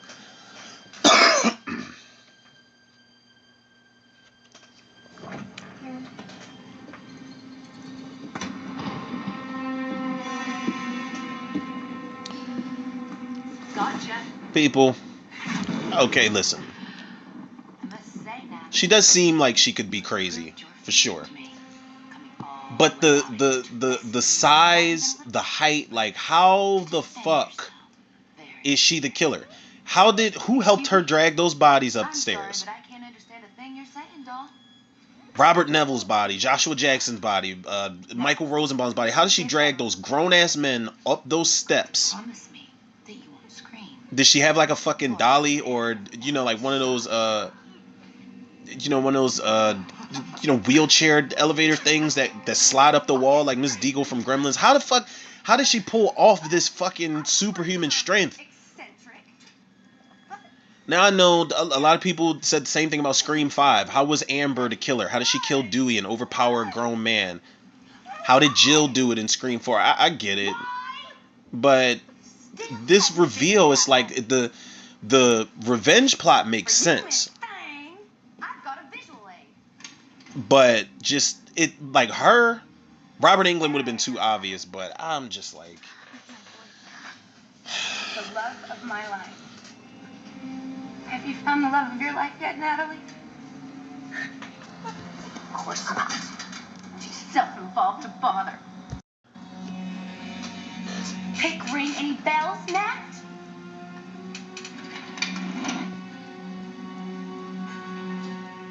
Oh my God. Ding, ding, ding, ding, ding. But how did His name was David Evans. that's a bit of a problem for me. Like you kill someone, You and your friends decided to have a little fun with or you're responsible for somebody's death, and you just forget his face. That's the type of shit that would like haunt somebody forever. Money to buy me a ring yet, so get me this instead. Oh, what a shitty necklace. Like you took him away from me. Brenda, I wasn't. You weren't driving, but it was your car, and you weren't there, Natalie. I mean, well, Natalie's got a point. Like she's like, bitch, I didn't kill her. What? But guilty by association. Well, I thought, as a friend, I could help you out in that department.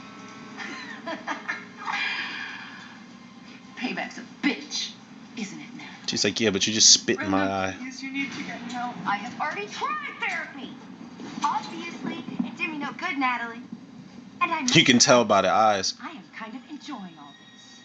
Playing with you. Listen, Rebecca Gayheart's got nice eyes, but it's the way like they get like really big.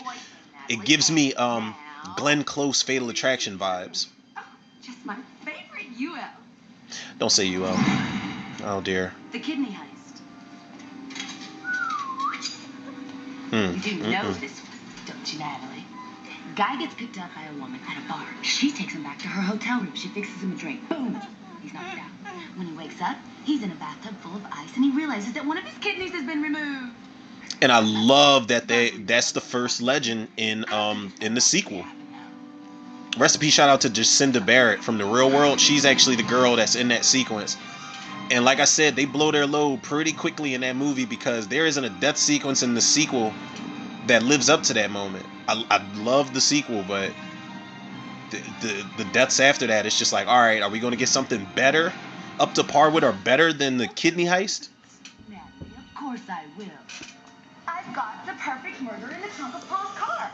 Wexler. Professor. And there's even some dark humor in that kidney heist scene in the sequel. The girl calls 911 and she's like, I just woke up in a tub full of ice, and the 911 operator finishes her sentence. She's like, don't tell me your kidney's been removed. Yeah, right. Or whatever she says. Now, I'm sorry, but I don't have any anesthesia. I guess you'll just have to bite down real hard on that gag and hope that you go into shock soon. Please don't do this. Don't you want to be an urban legend? All your friends are now. Ouch! Stupid bitch! She bit the shit out of her. Was that foreshadowing that she was going to be bitten, eaten to death in The Walking Dead? Alicia Witt? Fuck. Or is that the liver? I was always such a dope in anatomy. Oh, God. First organ I see, I'm just gonna grab it. Ugh. That is fucked up. Oh, great. Rent-a-cop to the rescue? Put your hands up. Get up against the wall. You moody psycho bitch. It's all right, son. It's gonna be okay. Yeah, could you untie me first? The fuck?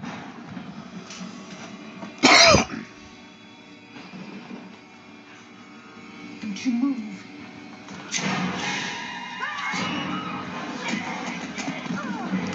Little bit of a scuffle here. I wasn't expecting John Wick fight choreography. Obviously, John Wick wasn't out back then, but it was over pretty quick.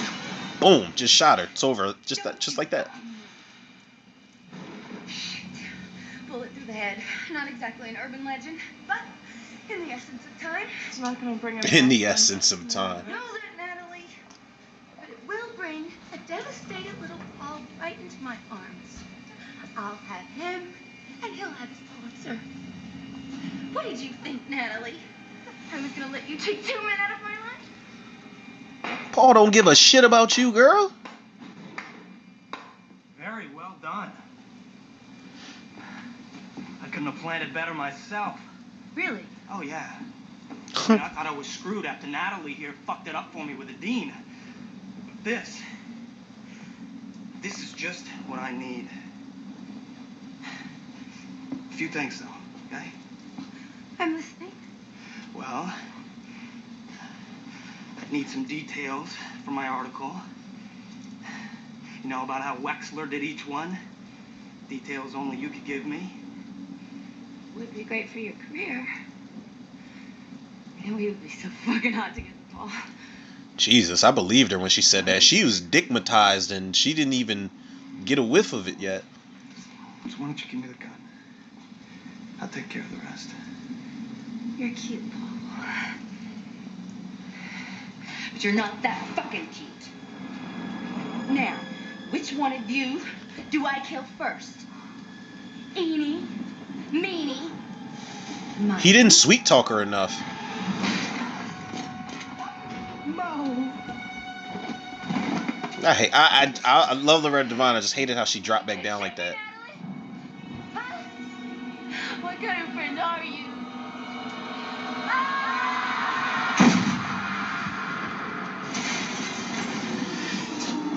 Again, I've got questions. How the fuck did that drop right there? That's not no punk ass drop right there. That's not sweet. She would have broke something, had the wind knocked out of her, maybe had a concussion. No. shoulder blade knocked out of place. You know, something snapped.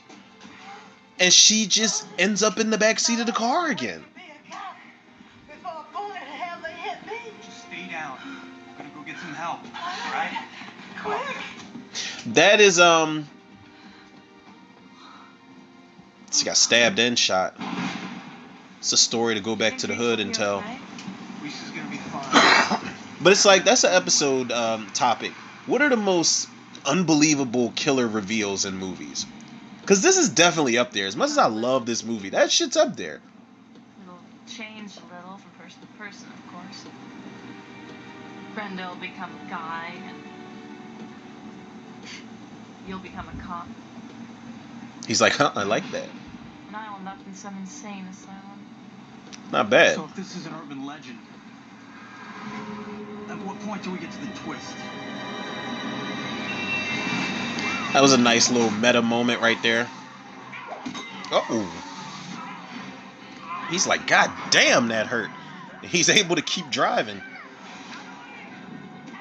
Like, ain't no fucking way she got up after that.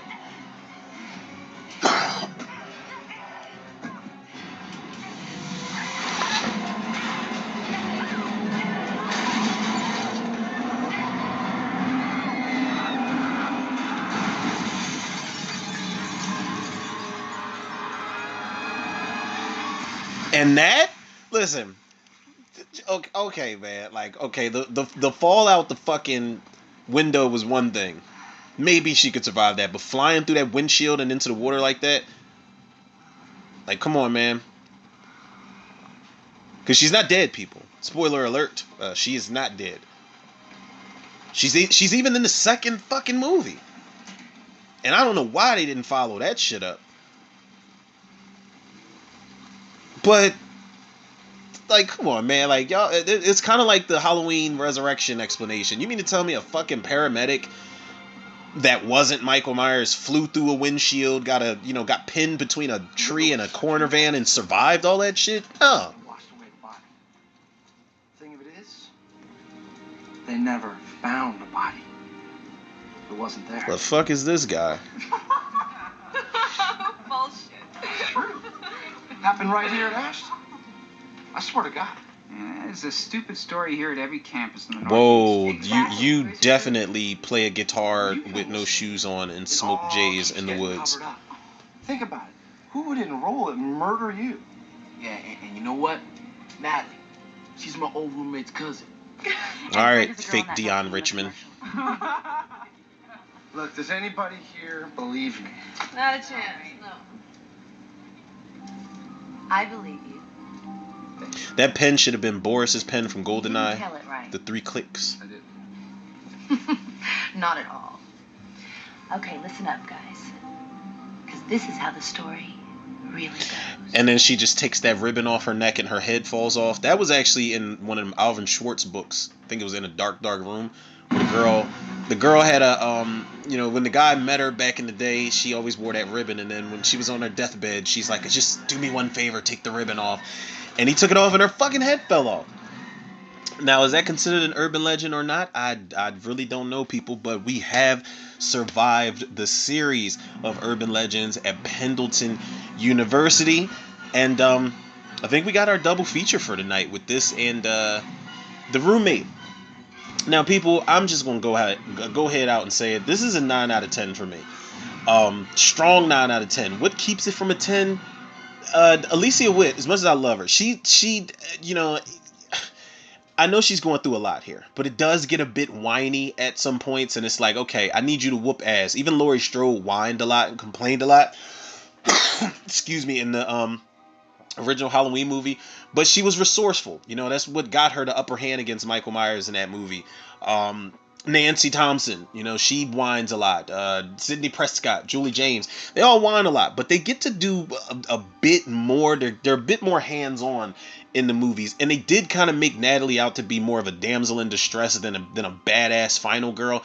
But I feel like at the time, in 98 post-Scream, we didn't get like the Samara Weavings and Ready or Not type of final girls and shit like that. The ones that are, toting heavy machinery and blunt objects and all that type of shit. We didn't we got it, but it wasn't super common at the time. So I understand why her character is the way that character is. And the reveal, like the reveal, was it unbelievable? Yeah, a lot of it's unbelievable, man. And like you mean like Rebecca Gayhart's frail ass was doing, and I'm not saying there's anything wrong with her frame, but I'm just saying the size difference between her and the majority of people she murdered. The only people in this movie I feel like she could have successfully taken down was probably Tosh, Danielle Harris's character, and Sasha. Tara Reid's character, man. Other than that, you are murder-lating these grown ass men in this movie, man. And then when she reveals herself, I'm just like, huh? Like for real? Like there's no way. But I'll give it a pass. My complaints for this are very small. I think the direction, like I said, the less is more aspect they took to the violence, the creativity that they put forth towards this movie to make it stand out from the average, post Scream slasher that was trying to just rip it off. It is not a rip off. Like I said, Jamie Blanks deserves more credit as a director, especially because he not only did this, but in 2001 gave us Valentine. So he's got two underrated, really well crafted slasher movies under the belt. And when I say well crafted, I gotta shout out Silvio Horta on the script. This is pretty well written, man. I think the dialogue is pretty solid. There's not really a bad performance in this movie. You can kind of count Julian Richings, but I like Julian Richings. He's meant to be that creepy red herring, like I said, that prom night landskeeper janitor type of character, man. It's solid. But as far as the cast, everybody did their thing here, man. Like I said, Jared Leto, Rebecca Gayheart, Alicia Witt, Mike Rosenbaum, Loretta Devine, like, not to mention the heavyweights here. Loretta Devine, John Neville. Was I calling that motherfucker Robert Neville all this time? I definitely was. I think I was. And Robert Neville is the fucking name of the guy in I Am Legend. Like, what am I thinking about? I called him John Neville, people. Is the guy's name, and rest in peace, shout out to him. I had forgot that he passed away in 2011. Rest in peace, shout out to John Neville. Him and Robert Englund as the heavyweights, and then you got horror royalty, who's all people that are also horror royalty, like Danielle Harris, and then shout out to Natasha Gregson Wagner and Joshua Jackson, everybody that was involved, and Brad Dourif. How can I fucking forget about Brad Dourif? Even though he's only in one sequence of this movie, like I said, he's got one of, if not the best line in the entire movie. Is pretty chilling. And the killer's costume, let me say something about the costume. It's not bad. It definitely stands out. It stands out in comparison to a lot of the other costumes we've seen. It's not a lot to it, but it definitely adds its own little flavor to this series. And it's really weird because I don't know what the decision was behind the costume in the sequel, but like I said, it's kind of a blatant ripoff for Graduation Day. It looks like a fencing mask. It could arguably be a microphone type of mask, but it is a fencing mask, the same one that looks like they used in Graduation Day. And then the motherfucker's got a leather trench coat on. I can only imagine how hot that killer was, like throughout, like probably sweating his ass off in there. But the costume's fine. Like I said, they ripped it off entirely. Everything down to the weapon in the movie Dead Tone. But that's another fun slasher movie, man. But yeah, it's a strong 9 out of 10 for me, man. Shout out to almost called the director Jared Leto. I need to get my shit together. We need to wrap this up, people, because clearly I'm going a little cuckoo chew right now. Shout out to Jamie Blanks is what I was going to say, people. And y'all already know where to go. And if y'all don't, y'all can follow the podcast on Spotify, iTunes, Google Podcasts, Apple Podcasts, Overcast, Pocket Cast, Breaker, Radio Public, Podbean, and Podcast Addict. Shout out to Spotify for podcasters. Follow me on Facebook, Instagram, and TikTok, Romero Tudor. Shout out to the Facebook movie group, The Cinemaniacs. And last but certainly not least, shout out to the Tudor reviewers, the listeners, the lovers, the supporters out there. I'm looking at this list again, man. I feel like I want to do happy belated anniversary commentary for Cooties tomorrow. But being as though we got two horror and thriller commentaries I'm dropping tonight with these, I feel like maybe we'll switch it up a little bit. Maybe we'll do a little bit of I don't know. I need something more uplifting. I don't want any more bodies to drop in these commentaries. I don't know, but we definitely got 3 to get out the way this week, which means I'm thinking Tuesday, Wednesday, and Friday. Maybe Thursday be a trailer day and something like that. But I said I don't want to see no bodies dropping with the commentaries. I do want to do 187 with Samuel Jackson. That's still on the back to school theme list. Sister Act 2. Might be Sister Act 2, people. It might be a joyful, oh Lord, we adore thee type of commentary day tomorrow. It depends on how much caffeine, depends on how much coffee is up in the system tomorrow. We'll see. I'll surprise everybody. How about that, people? Because y'all already know the love and support y'all show me, I show it back to y'all tenfold and then some. So with that being said, people, yours truly, Romero Tutor. Another episode of Tutor Reviews in the can. I'll check y'all on the next one.